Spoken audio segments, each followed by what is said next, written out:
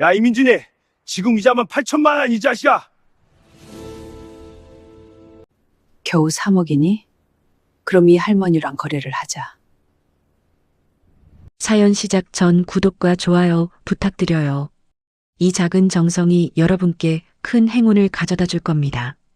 차가운 형광등 불빛이 내려비치는 삼성중앙병원 8층 복도.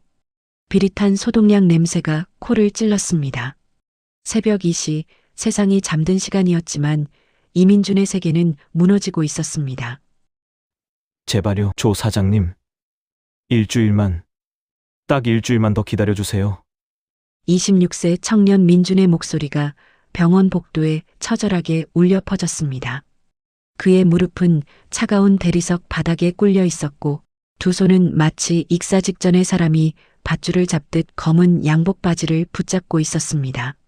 시간, 크크크, 웃기지 마. 이게 끼야. 사채업자 조두팔, 일명 독사가 담배 연기를 민준의 얼굴에 뿜으며 비웃었습니다. 그의 얼굴 왼쪽에는 칼자국 흉터가 길게 나 있었고 금리가 번쩍이는 입에서는 술 냄새가 진동했습니다. 이자가 벌써 3천만 원 넘었어. 원금 5천만 원에 이자 3천. 합쳐서 8천만 원이다. 이 끼야. 오늘 안 갚으면 네 애비 병실 들어가서 산소호흡기부터 뽑아버릴 거야. 알아들었어? 독사의 뒤편에는 덩치 큰 조폭 셋이 서 있었습니다. 그들의 손에는 쇠파이프와 방망이가 들려 있었죠. 민준의 눈에서 뜨거운 눈물이 주르륵 흘러내렸습니다. 그는 아버지가 입원한 중환자실 825호 문을 바라보았습니다. 저 문 안에는 췌장암 말기로 인공호흡기에 의지해 겨우 숨을 쉬고 있는 아버지 이태수가 누워 계셨습니다. 아버지 미안해요. 제가 무능해서. 제가 돈이 없어서. 민준의 머릿속에는 지난 3개월이 주마등처럼 스쳐 지나갔습니다. 3개월 전 건설 현장에서 일하시던 아버지가 갑자기 쓰러지셨습니다. 응급실로 실려간 아버지는 췌장암 말기 판정을 받았죠. 의사는 냉정하게 말했습니다. 수술을 해도 5년 생존율이 20% 미만입니다. 하지만 수술을 안 하면 3개월도 못 넘깁니다. 수술비는 2억 원 정도 예상됩니다. 2억 원. 건설 노동자로 평생을 살아온 아버지에게는 대학 등록금도 겨우 마련하는 가난한 대학생 아들에게는 천문학적인 금액이었습니다. 민준은 학교를 휴학했습니다. 편의점 아르바이트, 대리운전, 전단지 돌리기, 새벽 택배 상하차, 할 수 있는 일은 다 했습니다.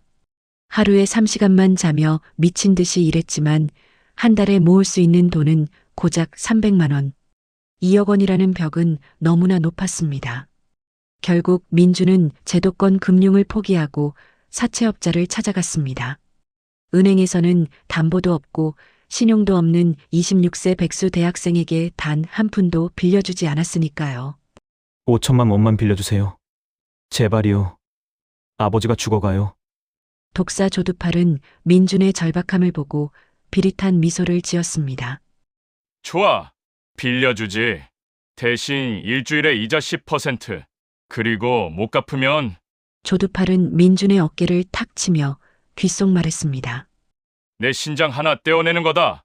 알겠지? 민준은 그 악마 같은 조건을 받아들였습니다. 아버지를 살릴 수 있다면 자신의 신장쯤은 얼마든지 내어줄 수 있었으니까요. 하지만 일주일에 10%의 이자는 상상 이상이었습니다. 일주일에 500만 원, 한 달이면 2천만 원의 이자가 붙었습니다. 민준이 죽어라 일해서 버는 돈으로는 이자도 감당할 수 없었습니다. 결국 3개월 만에 빚은 눈덩이처럼 불어났고 오늘 드디어 독사가 병원까지 찾아온 것이었습니다. 사람 살려요. 누가 좀 도와주세요. 민준은 복도를 뛰어다니며 소리쳤습니다. 하지만 지나가는 의사들, 간호사들, 환자 보호자들은 고개를 돌리고 발걸음을 재촉할 뿐이었습니다. 조폭들이 몰려다니는 곳에 누가 끼어들고 싶겠습니까? 닥쳐. 이 끼야. 소리 지르지 마. 독사의 부하 중 한 명이 민준의 멱살을 잡아 벽에 밀어붙였습니다. 뒷머리가 벽에 부딪히며 띵한 통증이 느껴졌습니다. 형님, 그냥 아버지 병실 가서 난장판 만들까요? 의료기 다 뽑고 침대 엎어버리면 됩니다. 좋아. 가자. 독사 일당이 825 중환자실을 향해 움직이기 시작했습니다. 안 돼요. 제발 안 돼요. 민주는 기어서라도 그들을 막으려 했습니다. 하지만 한 놈의 발길질에 복부를 얻어맞고 바닥에 나굴었습니다. 으! 피를 토할 것 같은 고통이었지만 민주는 다시 일어나려 했습니다. 하지만 다리에 힘이 들어가지 않았습니다. 바로 그때였습니다. 여기가 어디라고 이런 난동이냐? 복도 끝에서 또렷하고 위험 있는 목소리가 울려 퍼졌습니다. 모든 사람의 시선이 일제히 그쪽으로 쏠렸습니다. 휠체어를 탄 할머니 한 분이 나타났습니다. 75세쯤 되어 보이는 노인이었지만 그 기세만큼은 황제와도 같았습니다. 검은색 고급 한복을 입은 할머니의 눈빛은 매서웠고 휠체어 손잡이를 잡고 있는 중년 남자의 얼굴에는 함부로 굴지 말라는 경고가 써 있었습니다. 그리고 그 뒤로 검은 양복을 입은 경호원 20명이 일사불란하게 도열해 있었습니다. 뭐야? 독사 조두팔도 본능적으로 한 걸음 뒤로 물러섰습니다. 자신들이 동네 건달에 불과하다면 저쪽은 진짜 조직의 냄새가 났습니다. 오피서! 예, 회장님. 할머니 뒤에 서 있던 50대 중년 남자가 앞으로 나섰습니다. 그는 명함 한 장을 조두팔에게 던졌습니다. 명함에는 이렇게 적혀 있었습니다. 선우그룹 회장 비서실장 오준혁. 선우그룹. 대한민국 재계 서열 5위. 건설, 호텔, 백화점, 금융을 아우르는 거대 기업이었습니다. 선우그룹. 조두팔의 얼굴이 하얗게 질렸습니다. 오 비서실장이 차가운 목소리로 말했습니다. 여기 우리 회장님께서 치료받고 계시는 병원이다. 조용히 하지 못할까? 죄송합니다. 저희가 몰라 뵙고. 조두팔이 황급히 허리를 굽실거렸습니다. 빈 얘기는 내일 사무실로 와서 하시지. 지금 당장 꺼지시고. 예, 알겠습니다. 독사 일당은 꼬리를 내린 개처럼 도망치듯 사라졌습니다. 민주는 바닥에 주저앉은 채 멍하니 그 광경을 바라보았습니다. 마치 꿈을 꾸는 것 같았습니다. 괜찮으신가요?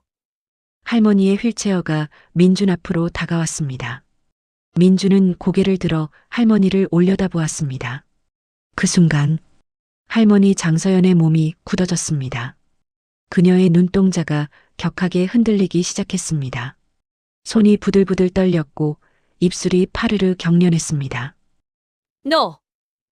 너는! 할머니의 시선이 민준의 얼굴에 고정되었습니다.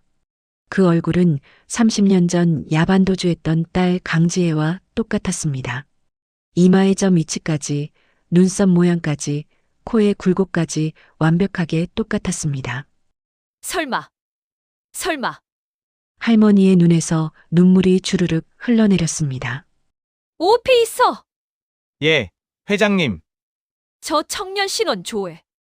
지금 당장 이름, 나이, 부모, 주소 모든 것을 다 파악해? 알겠습니다. 오 비서가 재빠르게 움직였습니다.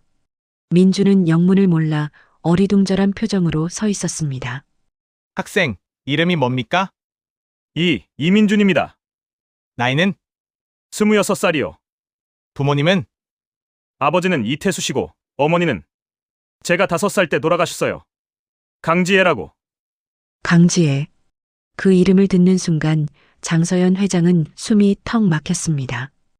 강지혜. 내 딸. 휠체어 손잡이를 잡던 할머니의 손에서 힘이 풀려 손이 툭 떨어졌습니다. 회장님. 오 비서가 황급히 할머니를 부축했습니다. 30분 후 삼성중앙병원 VIP 12층 특별병실. 민주는 고급 소파에 앉아 있었습니다. 눈앞에는 수입 과일과 고급차가 차려져 있었지만 손을 댈 수가 없었습니다. 반대편 소파에는 휠체어에 앉은 장서연 회장이 있었고 그 옆에는 오 비서가 서류 봉투를 들고 서 있었습니다. 회장님, 확인했습니다. 오 비서가 서류를 펼쳤습니다. 청년의 이름은 이민준, 26세. 서울관악구 봉천동 반지하 거주. 한국외국어대학교 경영학과 3학년 휴학 중. 어머니는 오비서가 잠시 말을 멈췄습니다. 어머니는 강지혜 1995년생 회장님의 외동딸이십니다. 2004년 난소암으로 사망. 아버지는 이태수 건설 노동자. 현재 췌장암 말기로 이 병원 중환자실에 입원 중입니다. 그리고 오비서가 또 다른 서류를 꺼냈습니다. 유전자 검사 긴급 의뢰 결과가 방금 나왔습니다. 서류 맨 위에는 굵은 글씨로 이렇게 적혀 있었습니다. 외조모 외손자 관계 확률 99.97%. 지혜야, 장서연 회장의 눈에서 눈물이 폭포수처럼 쏟아졌습니다. 민주는 무슨 일이 벌어지고 있는지 이해할 수 없었습니다. 저기. 죄송하지만 무슨 일이신지. 장서연 회장이 떨리는 손으로 민준을 가리켰습니다.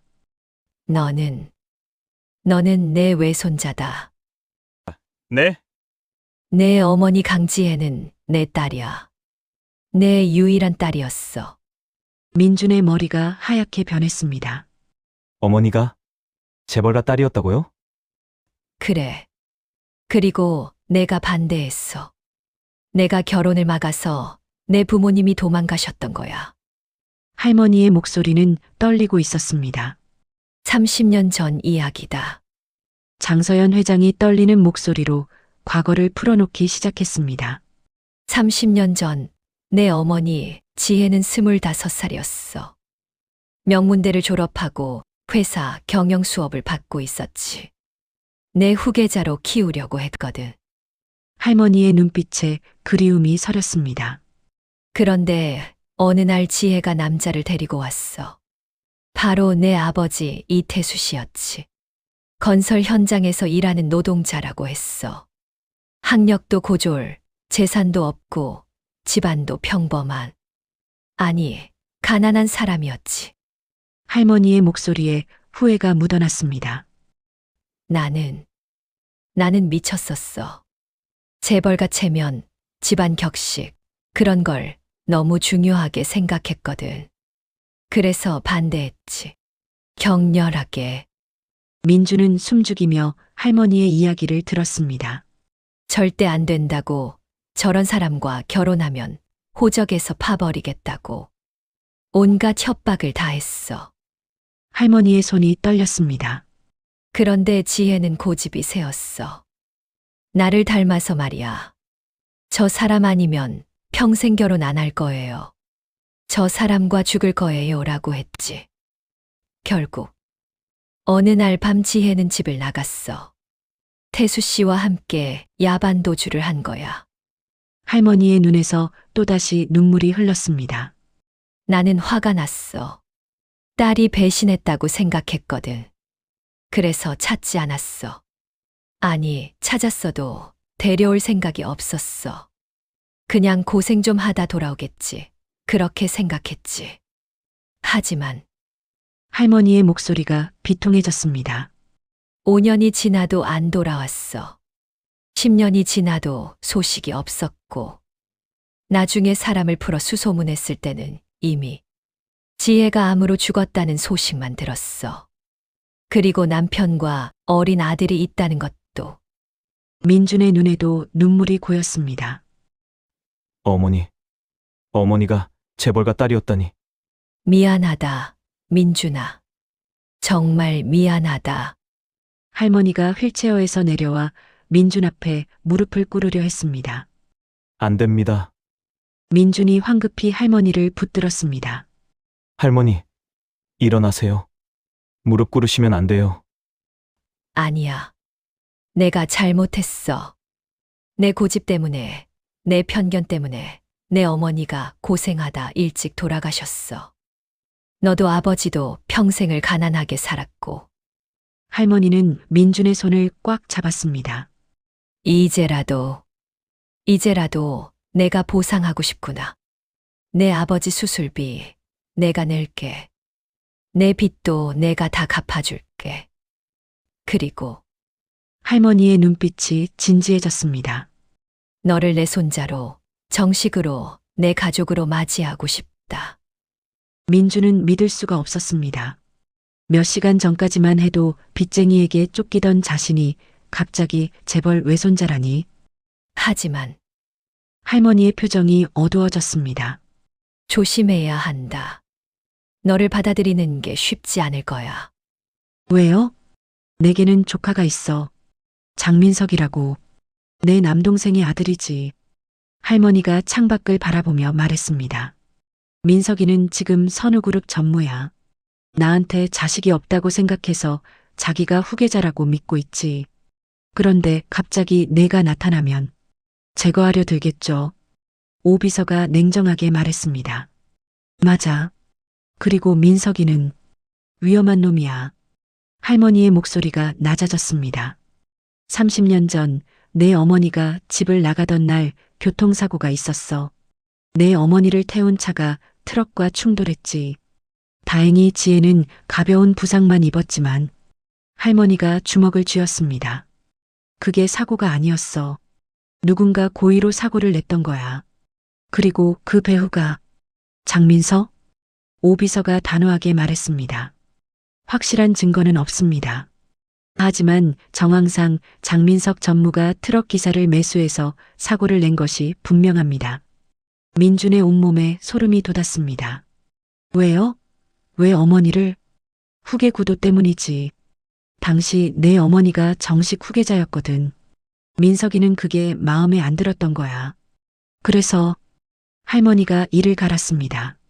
어쨌든 그 사고 때문에 지혜는 더 멀리 도망갔고 나는 딸을 영영 잃게 됐어. 방 안에 무거운 침묵이 흘렀습니다. 잠시 후 할머니가 입을 열었습니다. 그래서 제안이 있다. 제안이요? 내 아버지 수술비 2억 원, 지금 당장 내가 낸다. 그리고 내 빚 8천만 원도 다 갚아준다. 추가로 너한테 생활비 명목으로 매달 500만 원씩 준다. 민준의 눈이 커졌습니다. 대신 조건이 있다. 할머니가 서류 봉투를 꺼냈습니다. 나와 계약을 해라. 법적으로 내 양손자가 되는 거야. 입양 신고를 하고 호적에 올리고 법적 상속인이 되는 거지. 하지만 할머니의 눈빛이 날카로워졌습니다. 아직 내가 내 진짜 외손자라는 걸 밝히면 안 돼. 장민석이 알면 너를 제거하려 들 거야. 그놈은 이미 사람을 죽여본 놈이니까. 그럼 어떡해? 위장이 필요해. 너는 그냥 내가 길거리에서 주워온 가짜 손자가 되는 거야. 돈 때문에, 유산 때문에 붙은 날파리. 그렇게 연기해야 해. 민주는 할머니의 말을 되새겼습니다. 내 재산을 노리는 놈들이 많아. 민석이뿐만 아니라 회사 임원들, 친척들. 다들 내가 죽기만 기다리고 있지. 할머니가 쓴웃음을 지었습니다. 그들 눈에 너는 그냥 사기꾼으로 보여야 해. 무식하고 탐욕스럽고 돈만 밝히는 건달. 그래야 경계를 풀어. 그 사이에 우리는 준비를 하는 거야. 증거를 모으고 때를 기다리고 결정적인 순간에 모든 걸 터뜨리는 거지. 민주는 깊게 숨을 들이쉬었습니다. 만약 제가 거절하면요? 할머니가 슬픈 미소를 지었습니다. 거절해도 돼. 수술비랑 빚은 내가 다 처리해 줄게. 그리고 너한테 10억 원 줄게. 그걸로 내 인생 편하게 살아. 하지만 할머니의 목소리가 떨렸습니다. 하지만 나는 외로울 거야. 내 유일한 핏줄을 만났지만 함께 할 수 없으니까. 그리고 민석이 놈은 결국 회사를 차지할 거고 내 어머니를 죽인 놈이 승리하는 거지. 민준의 주먹이 꽉 쥐어졌습니다. 할머니, 응? 저 할게요. 계약. 민준이 고개를 들어 할머니를 똑바로 바라보았습니다. 어머니를 죽인 놈을 그냥 둘 수 없어요. 그리고 할머니를 이용하는 놈들도 용서 못해요. 민준의 눈빛에 결기가 서렸습니다. 제가 연기하겠습니다. 완벽하게. 사기꾼, 건달, 뭐든 되죠. 대신? 끝까지 함께 해주세요. 할머니가 제 편이 되어주세요. 할머니의 눈에서 눈물이 또 흘렀습니다. 하지만 이번에는 기쁨의 눈물이었습니다. 고맙다, 민준아. 정말 고맙다. 할머니가 민준을 끌어안았습니다. 잘했어, 우리 손자. 지혜가 낳은 아들답구나. 그날 밤 계약서가 작성되었습니다. 손자 입양 및 위임 계약서. 갑 장서연 선우그룹 회장. 을 이민준 26세. 조항 1갑은 을을 양손자로 입양하며 법적 상속인으로 지정한다. 조항 2갑은 을의 부친 이태수의 치료비 일체를 부담한다. 조항 3갑은 을의 채무 8천만 원을 대신 변제한다. 조항 4을은 갑의 친족 관계를 대외적으로 비밀로 한다. 조항 5을은 갑의 지시에 따라 가짜 손자 역할을 수행한다. 서명란에 두 사람의 이름이 적혔습니다. 이제부터 넌 내 손자다. 할머니가 민준의 어깨를 두드렸습니다. 그리고 앞으로 3개월. 우리에게 주어진 시간이 그 정도야. 3개월이요? 할머니가 또 다른 서류를 꺼냈습니다. 병원 진단서였습니다. 진단명 췌장암 말기. 예상 여명 3-6개월. 민준의 얼굴이 굳어졌습니다. 할머니도 암이세요? 그래. 내 아버지랑 같은 병이야. 아이러니하지? 할머니가 쓸쓸하게 웃었습니다. 나한테 시간이 많지 않아. 그래서 서둘러야 해. 3개월 안에 민석이 놈을 완전히 무너뜨리고 너한테 회사를 물려줘야 해. 저한테요? 하지만 저는 경영을 배운 적도. 배우면 돼. 내 어머니 피가 흐르잖아. 넌 할 수 있어. 할머니가 민준의 손을 꽉 잡았습니다. 준비됐니? 민준이 고개를 끄덕였습니다. 네. 준비됐습니다. 좋아. 그럼 내일부터 시작이다. 다음 날 아침, 민준은 병원 VIP 병실에서 눈을 떴습니다. 푹신한 침대, 고급 침구, 창밖으로 보이는 한강 전망. 어젯밤까지만 해도 반지하 곰팡이 냄새나는 방에서 잤는데 갑자기 다른 세계에 온 것 같았습니다. 민준 도련님, 기상하셨습니까? 문이 열리고 오비서가 들어왔습니다. 그의 손에는 고급 양복이 걸려 있었습니다. 이걸 입으십시오. 오늘부터 도련님의 새 옷입니다. 이게 얼마짜리예요? 한 벌에 800만 원입니다.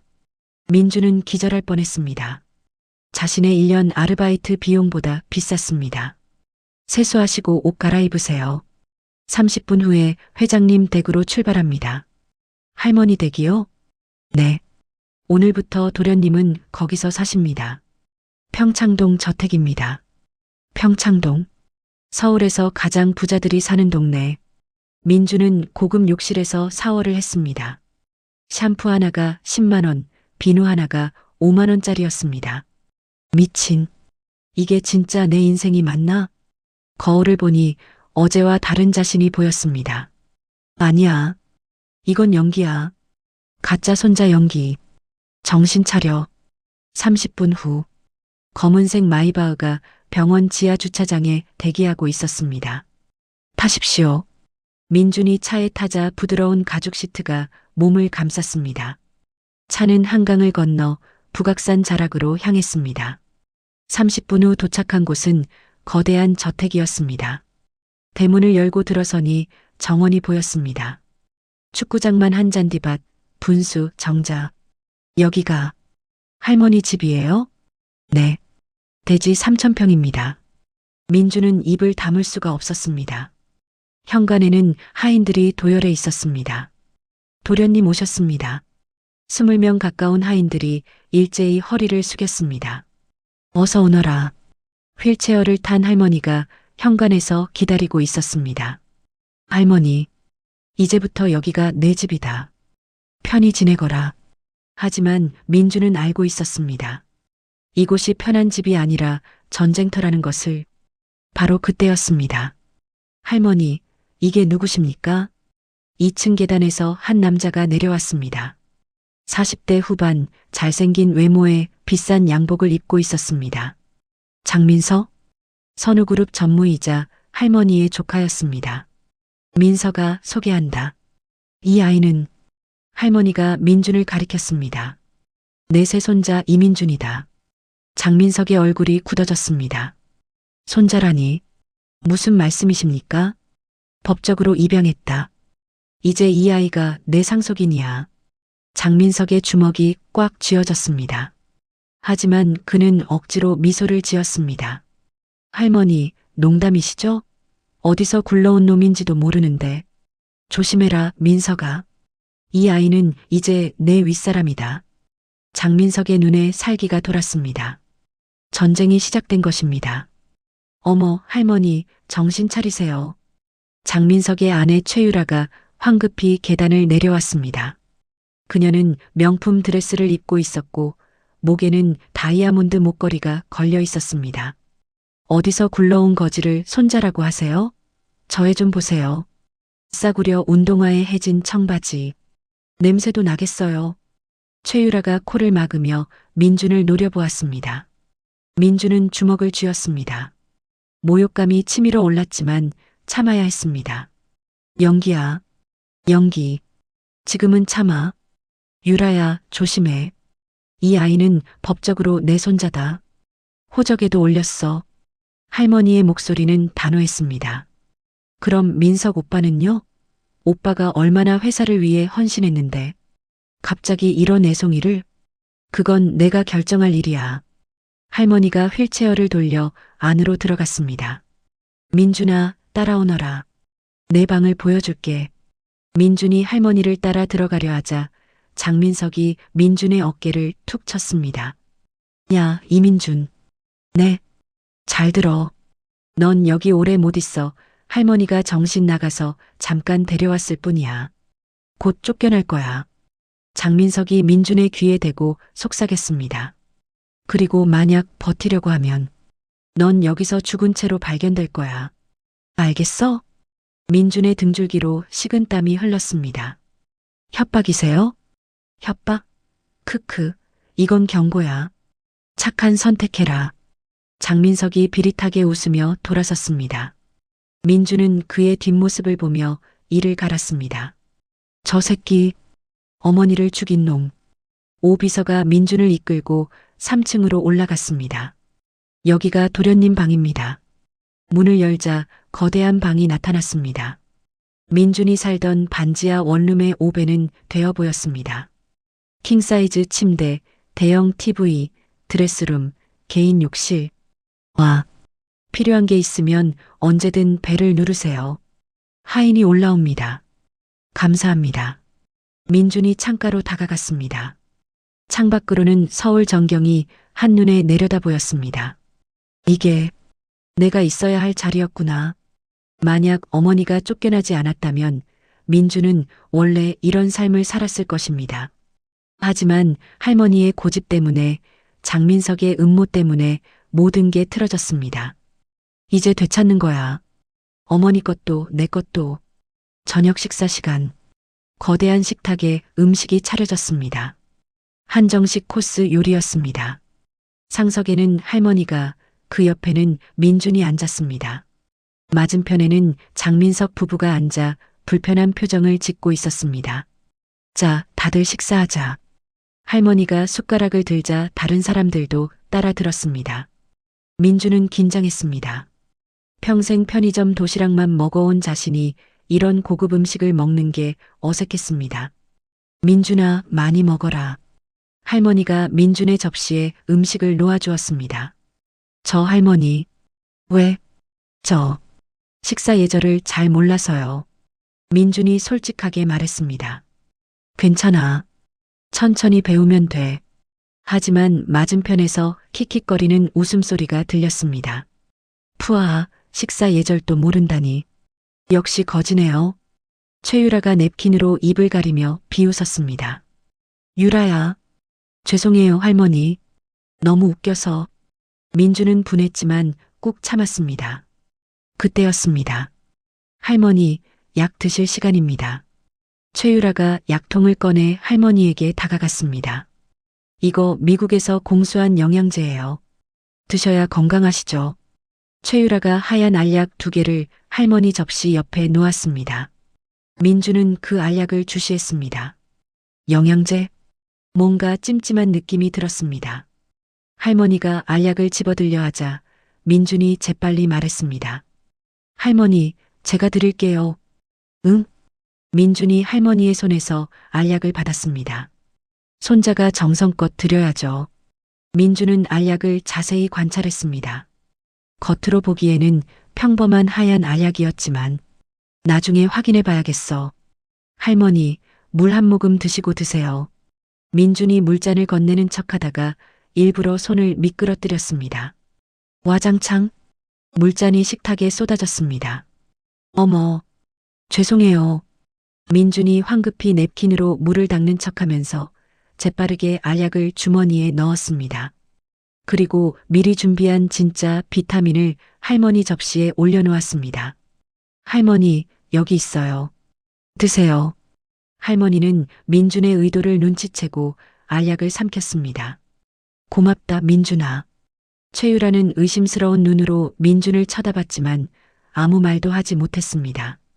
식사가 끝나고 민준은 자기 방으로 돌아왔습니다. 주머니에서 알약을 꺼내 자세히 살펴봤습니다.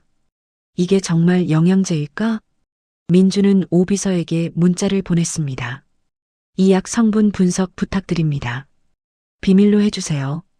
다음 날 아침, 오비서가 긴급히 민준의 방을 찾아왔습니다. 도련님, 큰일입니다. 왜요? 오비서가 서류를 내밀었습니다. 어제 그 알약, 독극물입니다. 뭐라고요? 정확히는 디곡신이라는 심장병 약물인데 과다 복용하면 서서히 심장마비를 일으킵니다. 그리고 부검을 해도 자연사로 보일 수 있습니다.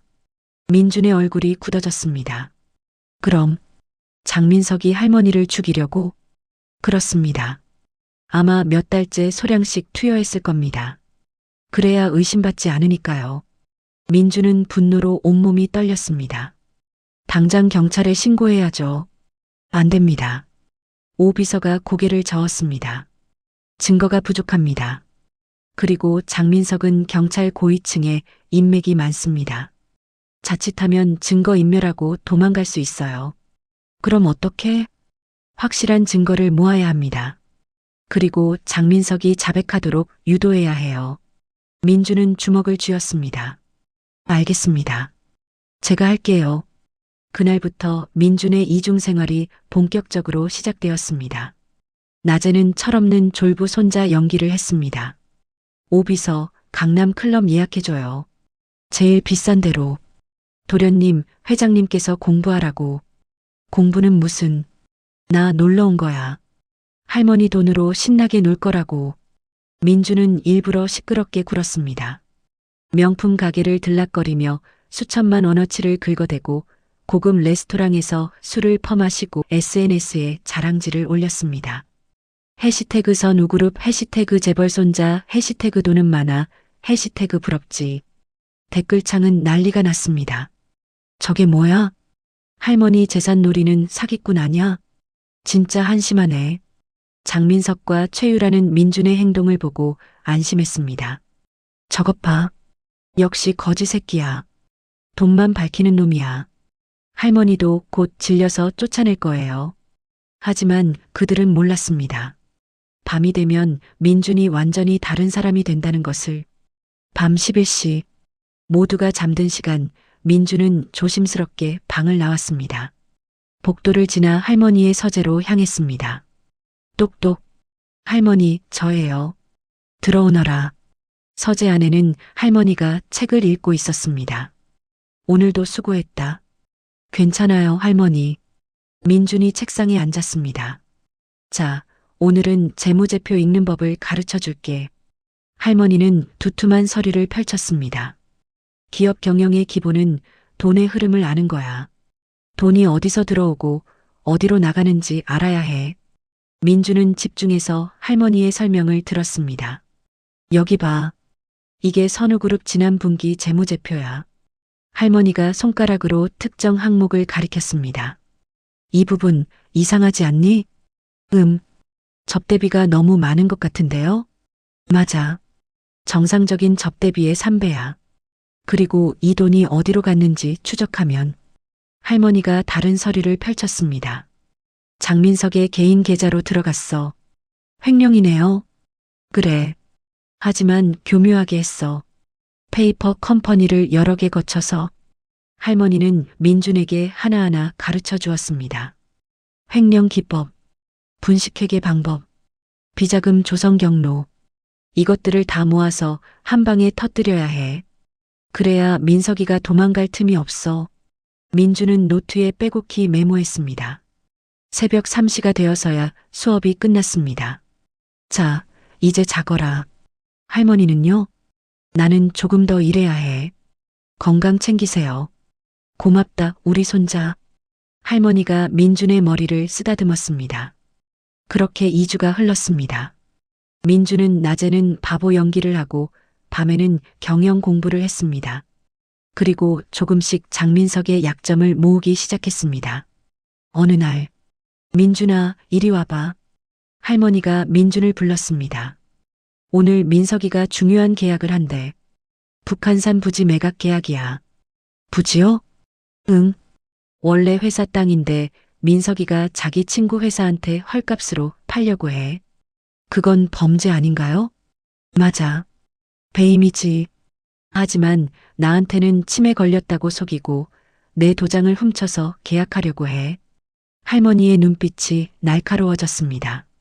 오늘이 기회야. 내가 그 현장에 있어야 해. 무슨 역할인데요? 철없는 손자 역할. 돈 타령하면서 민석이가 계약하도록 부추겨. 그러면 민석이는 경계를 풀 거야. 알겠습니다. 그날 오후 선우그룹 본사 회의실. 장민석은 부동산 개발업자들과 마주 앉아 있었습니다. 이 계약서에 사인만 하시면 됩니다.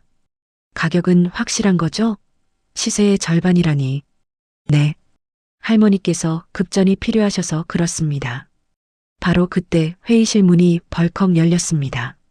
삼촌, 민준이 들어왔습니다. 그는 일부러 비싼 명품으로 도배를 하고 왔습니다. 뭐야 너? 이게 뭐예요? 계약이에요? 민준이 서류를 집어들었습니다. 너 상관없어. 나가. 잠깐만요. 여기 금액 좀 봐요. 와, 50억이나 되네. 민준이 눈을 반짝였습니다. 삼촌, 이거 계약되면 할머니한테 돈 들어오는 거죠? 그렇지. 그럼 저한테도 용돈 주시는 거예요? 저 요즘 돈 떨어져서 힘들어요. 민준이 장민석의 팔을 잡고 흔들었습니다. 할머니한테 졸라서 제 명품 카드 끊어주세요. 네. 부탁이에요, 삼촌. 장민석의 입꼬리가 올라갔습니다. 역시 돈만 밝히는 놈이야. 알았어, 알았어. 계약 성사되면 너한테 1억 줄게. 진짜요? 와, 대박. 민준이 기뻐하는 척했습니다. 그럼 빨리 계약하세요. 할머니 도장 여기 있어요. 민준이 주머니에서 도장을 꺼냈습니다. 너, 어떻게 그걸? 할머니가 저한테 맡겼어요. 돈 필요하면 찍으라고요. 장민석은 속으로 쾌재를 불렀습니다. 좋아. 그럼 여기 찍어. 민준은 계약서에 할머니 도장을 쾅 찍었습니다. 하지만 그들은 몰랐습니다. 민준의 주머니 안에 초소형 녹음기가 돌아가고 있다는 것을, 그리고 모든 대화가 녹음되고 있다는 것을. 계약 성사됐습니다. 개발업자들이 웃으며 악수를 나눴습니다. 민준아, 여기. 장민석이 봉투를 던졌습니다. 수고비야. 1억 수표. 와, 감사합니다, 삼촌. 민준은 봉투를 받아들고 신난 척 뛰어나갔습니다. 하지만 복도를 나온 민준의 표정은 차가웠습니다. 증거 확보. 민준은 녹음기를 꺼내 오비서에게 전달했습니다. 이거 잘 보관해 주세요. 훌륭합니다, 도련님. 이제 얼마나 더 모아야 할까요? 조금 더 결정적인 증거가 필요합니다. 살인 관련 증거요. 어머니를 죽인 증거. 네. 30년 전 교통사고 자료를 찾고 있습니다. 조금만 더 기다려주세요. 민주는 고개를 끄덕였습니다. 하지만 시간이 많지 않았습니다. 할머니의 병세가 점점 악화되고 있었으니까요. 그날 밤 할머니의 병실. 민주는 할머니 침대 곁에 앉아 있었습니다. 할머니는 산소 마스크를 쓰고 가쁜 숨을 몰아쉬고 있었습니다. 할머니, 괜찮으세요? 응, 괜찮다. 하지만 할머니의 얼굴은 창백했습니다. 오늘 의사가 뭐라고 했어요? 할머니가 힘겹게 대답했습니다. 한 달. 한 달밖에 안 남았대. 민준의 가슴이 철렁 내려앉았습니다. 그럼 너무 빠른 거 아니에요? 원래 췌장암은 빨라. 그리고 할머니가 민준의 손을 꽉 잡았습니다. 민석이 놈이 주는 독약 때문에 더 빨라진 거야. 민준의 눈에서 눈물이 흘렀습니다. 제가 못했어요. 할머니를 못 지켰어요. 아니야. 내 덕분에 내가 더 오래 버텼어. 할머니가 민준의 눈물을 닦아주었습니다. 그리고 내 덕분에 손자를 만났잖아. 행복했어, 정말. 할머니, 민준아, 약속해줘. 네. 내가 죽어도 포기하지 마. 끝까지 싸워서 민석이 놈을 무너뜨려. 그리고 내 어머니의 복수를 해줘. 민준은 고개를 끄덕이며 울었습니다. 약속할게요. 반드시요. 다음 날, 민준은 각오를 다졌습니다. 한 달 안에 모든 것을 끝내야 했습니다. 오비서님, 진도를 빨리 나가야겠어요. 무슨 뜻입니까? 장민석을 자극해서 실수하게 만들어야 해요. 민준은 위험한 계획을 세웠습니다. 그날 저녁 식사 시간, 민준은 일부러 큰 소리로 말했습니다. 할머니, 저 다음 주에 회사 이사회 참석하고 싶어요. 응? 갑자기? 네. 저도 경영 공부하고 싶어요. 어차피 후계자 아니에요? 장민석의 젓가락이 멈췄습니다. 뭐? 내가 이사회를? 왜요? 저 할머니 손자인데 못 갈 이유 있어요? 이사회는 아무나 못 들어가는 거야. 경영 지식도 없는 애송이가. 그럼 배우면 되죠. 민준이 당당하게 대꾸했습니다. 장민석의 얼굴이 붉어졌습니다. 할머니, 이거 너무한 거 아닙니까? 이사회는 신성한 곳입니다. 장난이 아니에요. 하지만 할머니는 민준의 편을 들어주었습니다. 좋아. 민준이 다음 이사회에 참석해라. 할머니, 민석아, 넌 조용히 해. 내가 결정한 거야. 장민석은 분노를 사기며 식탁을 박차고 일어났습니다. 좋습니다. 마음대로 하세요. 쾅! 문이 3개 닫혔습니다. 그날 밤, 장민석의 서재. 여보, 진정해요. 최유라가 남편을 달랬습니다. 진정을 어떻게 해? 저 개새끼가 이사회까지 들어온다고? 이건 너무 심한 거 아니야? 장민석이 위스키 잔을 와장창 집어던졌습니다. 할머니가 정신이 나갔어. 완전히 나갔다고. 그럼 계획을 앞당기는 건 어때요? 최유라가 조심스럽게 말했습니다. 계획을? 할머니, 더 빨리 보내는 거예요. 장민석의 눈빛이 흔들렸습니다. 하지만 지금은 너무 급해. 의심받을 수 있어. 아니에요. 오히려 지금이 기회예요. 최유라가 남편에게 다가갔습니다. 할머니 병세가 악화되고 있잖아요. 그리고 저 민준이라는 애 때문에 스트레스도 받고 있고, 이때 돌아가시면 자연사로 보일 거예요. 장민석은 잠시 고민하다가 고개를 끄덕였습니다. 좋아. 이번 주 안에 끝내자. 독약 양을 2배로 늘릴게요. 두 사람은 사악한 미소를 지었습니다. 하지만 그들은 몰랐습니다. 서재 책장 뒤에 숨겨진 초소형 카메라가 모든 걸 녹화하고 있다는 것을. 다음 날 아침, 오비서가 급히 민준을 찾아왔습니다. 도련님, 큰일입니다. 왜요? 어젯밤 장민석의 대화를 녹화했습니다. 할머니를 더 빨리 죽이려고 독약을 늘린다고. 민준의 얼굴이 굳어졌습니다.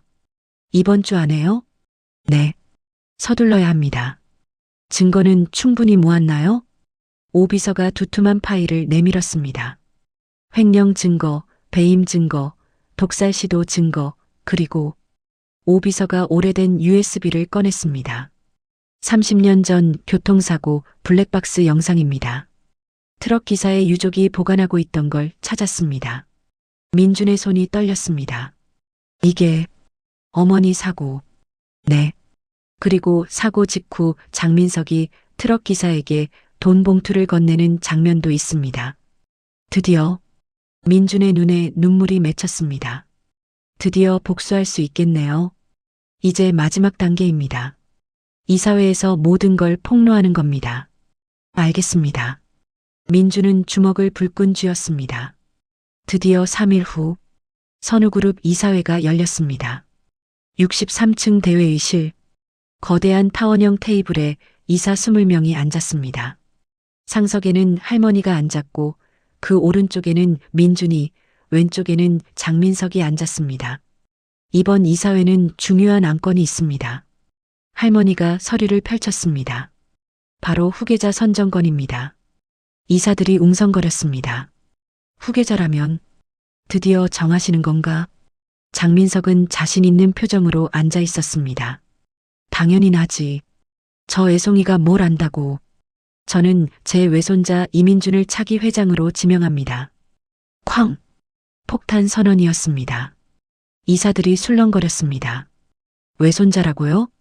갑자기 나타난 그 청년이 장민석이 벌떡 일어났습니다. 할머니, 이건 너무합니다. 제가 얼마나. 앉아, 민석아. 할머니의 목소리는 차가웠습니다. 하지만 할머니, 앉으라니까. 할머니의 호통에 장민석은 억지로 자리에 앉았습니다. 민준이, 내가 설명해라. 네, 할머니. 민준이 일어섰습니다. 그리고 리모컨을 눌렀습니다. 대형 스크린에 영상이 재생되기 시작했습니다. 첫 번째 영상, 횡령 증거였습니다.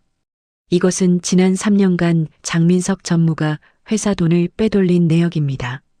화면에는 복잡한 돈의 흐름이 나타났습니다.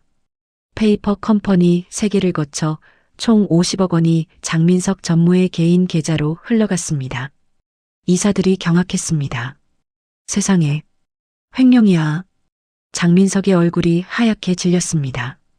두 번째 영상, 부동산 헐값 매각 녹취록이었습니다. 그리고 이것은 지난주 장민석 전무가 회사 땅을 헐값에 팔아넘긴 증거입니다. 스피커에서 장민석의 목소리가 흘러나왔습니다. 시세의 절반이면 됩니다. 어차피 할머니는 모르십니다. 이사들이 웅성거렸습니다. 배임이네. 범죄야, 범죄. 세 번째 영상, 독살 시도 영상이었습니다. 그리고 이것은 장민석 전무가 회장님을 독살하려 한 증거입니다. 화면에는 최유라가 독약을 약통에 넣는 장면이 나왔습니다. 그리고 장민석이 할머니가 빨리 죽어야 한다고 말하는 음성이 흘러나왔습니다. 세상에, 존속살인 미수야. 이사들이 기겁했습니다. 장민석은 자리에서 일어나 도망치려 했습니다. 하지만 회의실 문이 열리고 경찰들이 들어왔습니다. 장민석, 장유라, 긴급 체포합니다. 형사들이 수갑을 채웠습니다. 이럴 수가. 증거 조작이야. 조작? 장민석이 발버둥 쳤습니다. 하지만 민준은 마지막 카드를 꺼냈습니다. 그리고 이것은 민준이 오래된 USB를 스크린에 연결했습니다. 30년 전 제 어머니를 죽이려 한 교통사고 영상입니다. 화면에 흑백 영상이 재생되었습니다. 빗길을 달리는 승용차, 그리고 고의로 들이받는 트럭. 사고 직후 젊은 시절의 장민석이 트럭 기사에게 돈 봉투를 건네는 장면. 이건 장민석이 바닥에 주저앉았습니다. 살인 교사죄로도 기소됩니다. 형사가 차갑게 말했습니다. 안 돼. 안 된다고. 장민석과 최유라가 질질 끌려나갔습니다. 회의실에 정적이 흘렀습니다. 이사들은 모두 충격에 빠져 있었습니다. 할머니가 천천히 일어났습니다. 여러분, 오늘 보신 것처럼 우리 회사에 암적인 존재가 있었습니다. 할머니의 목소리는 떨리고 있었습니다. 하지만 이제 그 암을 제거했습니다. 그리고 할머니가 민준의 손을 잡았습니다. 이 아이가 새로운 선우그룹을 이끌어갈 것입니다. 이사들이 하나둘 박수를 치기 시작했습니다. 짝짝짝! 박수 소리가 회의실을 가득 채웠습니다. 민준은 눈물을 참으며 고개를 숙여 인사했습니다. 감사합니다. 열심히 하겠습니다. 이사회가 끝나고 민준과 할머니는 옥상 정원에 올라갔습니다. 서울 시내가 한눈에 내려다 보였습니다. 해냈구나, 민준아. 할머니 덕분이에요. 아니야. 내 덕분이야. 할머니가 민준의 어깨를 두드렸습니다. 너는 훌륭한 아이야. 내 어머니가 자랑스러워할 거야. 어머니, 민준의 눈에서 눈물이 흘렀습니다. 어머니, 복수했어요. 당신을 죽인 놈을 감옥에 보냈어요. 할머니도 눈물을 흘렸습니다. 지혜야, 미안하다, 딸아. 두 사람은 한참을 울었습니다. 30년의 한이 풀리는 순간이었습니다. 하지만 기쁨도 잠시. 할머니가 갑자기 비틀거렸습니다. 할머니, 민준이 황급히 할머니를 붙들었습니다. 괜찮아. 좀 어지러울 뿐이야. 하지만 할머니의 얼굴은 창백했습니다. 병원 가요. 빨리. 민준은 할머니를 업고 엘리베이터로 달려갔습니다. 일주일 후 삼성중앙병원 VIP 병실. 할머니는 산소호흡기를 쓰고 침대에 누워 있었습니다. 의사들이 머리를 저었습니다. 이제 며칠 남지 않았습니다. 민주는 할머니의 손을 꽉 잡고 있었습니다. 할머니, 가지 마세요. 제발. 할머니가 힘겹게 눈을 떴습니다. 민준아. 네, 할머니. 고맙다. 정말 고마워. 할머니가 떨리는 손으로 민준의 뺨을 쓰다듬었습니다. 너 덕분에 행복했어? 저도요, 할머니. 할머니를 만나서 정말 행복했어요. 미안하다. 더 오래 함께 못해서. 아니에요. 충분히 행복했어요. 할머니가 손목에 차고 있던 낡은 시계를 풀었습니다. 이거 내 어머니가 어렸을 때 내게 준 거야. 할머니가 시계를 민준의 손목에 채워주었습니다. 이제 내 거다. 소중히 간직해라. 네, 네. 민준은 목이 메어 말을 잇지 못했습니다. 사랑한다. 내 손자야. 할머니의 눈이 천천히 감겼습니다. 심전도 모니터에서 긴 신호음이 울렸습니다. 할머니, 할머니. 민준은 할머니를 흔들었습니다. 하지만 할머니는 대답이 없었습니다. 의사들이 달려왔습니다. 사망 확인. 오전 10시 23분. 민준은 할머니의 손을 놓지 못했습니다. 할머니, 할머니. 민준은 목 놓아 울었습니다. 복도에서는 오비서를 비롯한 직원들이 눈물을 흘렸습니다. 1년 후 서울 청담동 선우그룹 신사옥 준공식이 열렸습니다. 27세가 된 민준은 단정한 정장을 입고 연단에 섰습니다. 존경하는 내외 귀빈 여러분, 민준의 목소리는 자신감이 넘쳤습니다. 오늘 선우그룹은 새로운 출발을 합니다. 투명하고 정직하고 사회에 기여하는 기업으로 거듭나겠습니다. 박수가 터져나왔습니다. 오늘부터 선우그룹의 새 회장이 된 이민준입니다. 민준은 1년 동안 회사를 대대적으로 개혁했습니다. 비리 임원들을 교체하고 횡령된 돈을 환수하고 투명 경영 시스템을 도입했습니다. 그리고 강지의 재단을 설립했습니다.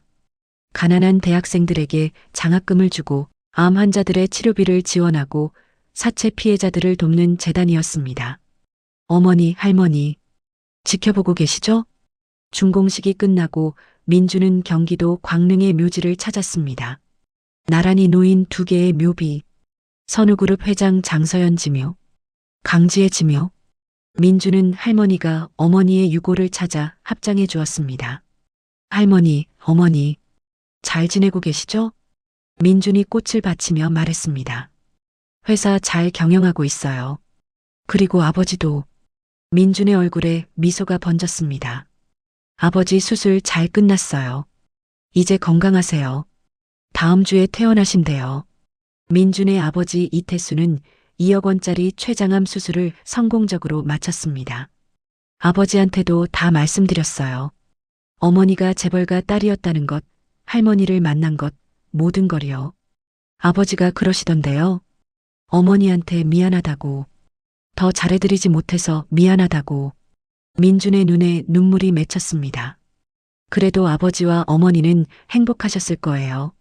사랑했으니까요. 민준은 손목에 낡은 시계를 내려다보았습니다. 시계는 여전히 멈춰 있었습니다. 하지만 민준의 시간은 이제 막 시작이었습니다. 할머니가 그러셨죠. 내 시간을 낭비하지 말라고. 민준이 묘비를 쓰다듬었습니다. 약속 지킬게요. 행복하게 살게요. 그리고 다른 사람들도 행복하게 만들어줄게요. 바람이 불어와 민준의 머리카락을 흔들었습니다. 마치 할머니가 잘하고 있어라고 말하는 것 같았습니다. 민준은 씩 웃으며 일어섰습니다. 그리고 당당하게 언덕을 내려갔습니다. 26세 가난한 대학생에서 27세 재벌 회장이 되기까지 그 험난한 여정이 끝났습니다. 아니, 정확히는 새로운 시작이었습니다. 진정한 가족은 피로 이어지는 것이 아니라 사랑으로 이어진다. 그리고 진정한 복수는 적을 무너뜨리는 것이 아니라 더 나은 사람이 되는 것이다. 마이너스 선우그룹 회장 이민준 마이너스. 오늘 민준 씨의 파란만장한 역전 이야기 어떠셨나요? 어머니를 구하기 위해 싸웠던 그가 결국 30년 만에 가족을 되찾고 악을 응징하는 기적을 이뤘습니다. 진심은 언제나 통하고 가장 깊은 절망 끝에는 반드시 희망이 기다립니다. 지금 힘든 시간을 보내고 계신 분들도 포기하지 마세요. 여러분의 행복을 응원합니다.